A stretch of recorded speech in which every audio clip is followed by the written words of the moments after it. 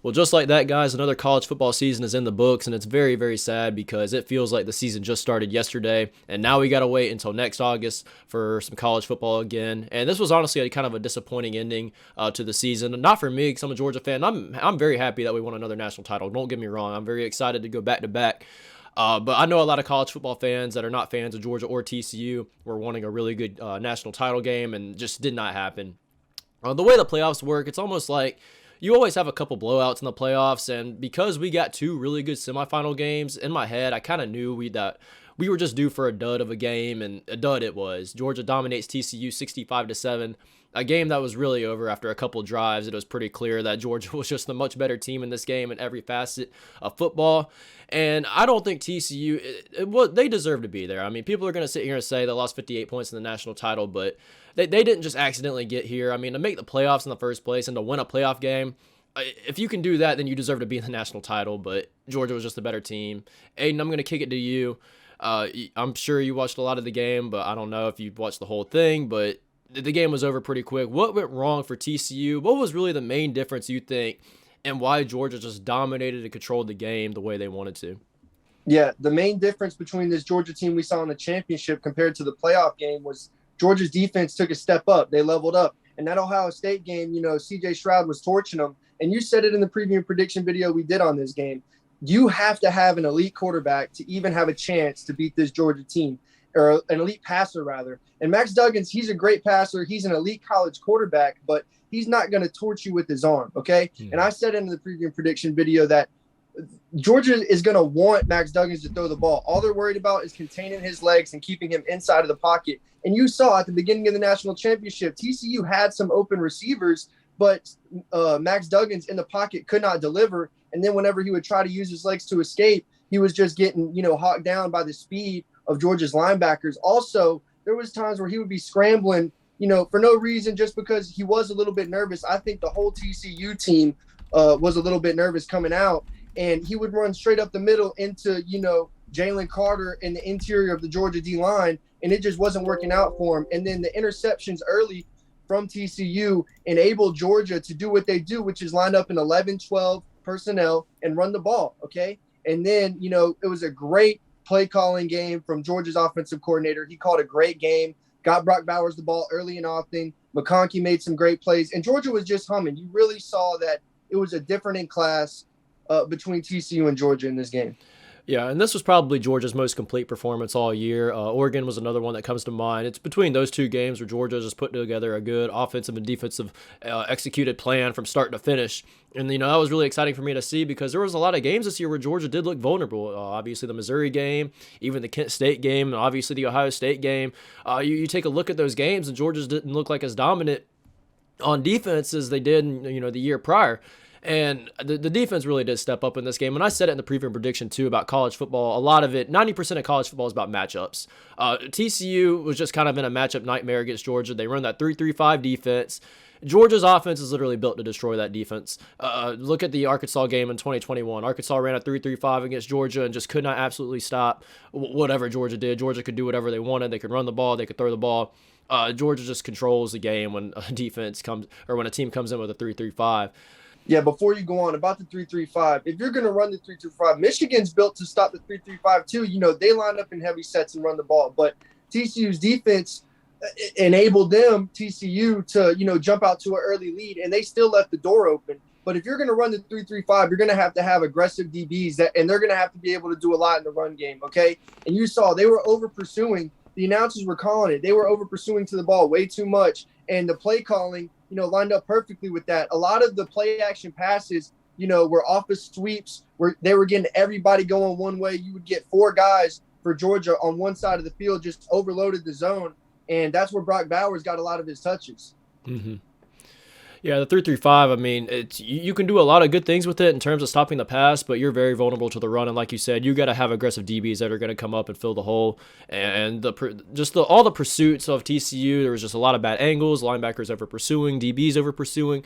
It was just kind of a nightmare game from start to finish. Georgia and Todd Monken, like I said, they just absolutely eat up those 3-3-5 defenses whenever they play them. And it also helped that Georgia's players, all the players executed to the highest potential that they're used to, or they're supposed to be executing at. Stetson Bennett probably had his best game of his career. Ladd McConkey, Brock Bowers, all those guys were getting involved. When Georgia's able to get the ball to multiple pass catchers, that's when they're the most dangerous. And then, of course, if they're able to do that, then Georgia's going to be able to run the ball as well behind that amazing offensive line they have. So this is a little off topic, but this is definitely something that came to my mind and I've been seeing all over Twitter and Instagram is about how TCU just wasn't supposed to be in the playoffs, that people think the committee got it wrong. People think Alabama should have went in. There's a lot of things I could say about that. First of all, Alabama fans, you had 2 losses. You crapped the bed twice in the regular season. You didn't even win your division. And you are 2 or 3 plays away from being a 4 or 5 loss team. Texas A&M, Ole Miss, all those games, you're lucky to survive those. So I don't know how you guys can lose 2 games in the regular season, giving up 52 points to Tennessee, losing to LSU in overtime, and then escaping all those 3 games that I said. How can you guys say that and be so confident that they were going to come in and run the playoffs? I just simply don't understand. Obviously, playoffs are getting expanded, Aiden. Definitely something I feel like a lot of people are looking forward to. It's going to give a lot more teams chances to compete in the playoffs and have a chance to win a national title. But playoff expansion coming soon nonetheless. Aiden, what is your opinion on that? Yeah, I mean, you're seeing just with the 4-team playoff system that there's blowouts. You said there's been a blowout or 2 every single year. And one of the big reasons that they're expanding the playoffs, one is because bowl games have become less important. I mean, before the playoff system was announced, if your team got 8 wins and made a bowl game, that was a very successful season. Now you see like Alabama fans are pissed, because they had 2 losses and went to a major bowl game. And I understand expectations are high for them, but you look at bowl game ratings across the board, nobody's watching bowl games anymore. And so they think expanding the playoff system will help with that. But also with recruiting, only playoff teams since the playoff era have gotten 5 stars. So they are dominating in recruiting, and it's the same teams in the playoffs for the most part every single year. The same teams are in contention. So, but expanding the playoffs is not going to change anything. Okay, so if you give every single conference champion a bye, and then the next best 8 teams play, you're going to be getting blowouts in 60% of those games. The difference between the top 2-3 teams in college football and then everybody else is exponentially higher. So the rating and talent from Georgia, Ohio State, and then TCU, or not even TCU, is so much different than the 11th ranked team compared to even the 25th ranked team. Okay, the talent discrepancy is so much wider. So expanding the playoff system isn't going to do anything. It's going to make fans more upset. I mean, this is the first time we've really seen a national championship game that wasn't even relatively close. This wasn't close at all, and people are pissed. Imagine what happens when Georgia or Tennessee is forced to play who is the 10th ranked team? You got like Tulane, that would be like number 12, Utah, USC, teams like that, USC.